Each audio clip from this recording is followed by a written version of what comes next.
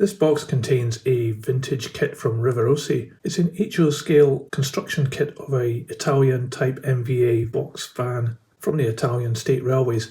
And this model was made in Italy back when Rivarossi was an Italian company. It's now owned by Hornby and only produces, as far as I know, ready-to-run models which are made in China. But this one is number 12011 in the old Rivarossi catalogue, and I believe it was produced in around about the 1980s, perhaps to around about the 1990s, and then they didn't do construction kits anymore, which is a real shame. Anyway, let's get this open and I'll tell you a bit more.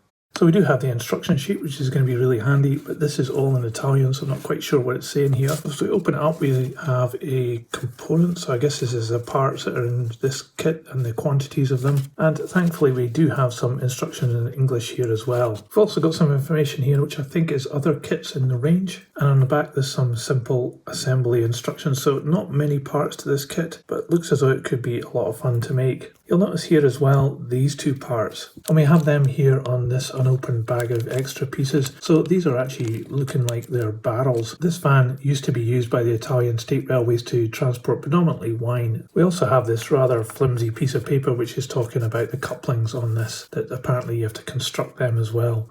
And here is the kit. Well, it looks like it's going to be quite simple, and it's already pre-painted as well, and it's got some lettering already pre-printed onto it as well. I am going to weather this model, so there's still a little bit of paintwork to be done. Inside here we have Rivarossi Como Italia, or Made in Italy. And you can see that this is a lighter colour plastic which has already been pre-painted. So we better get started on this model. I'm going to put down the cutting mat and get going.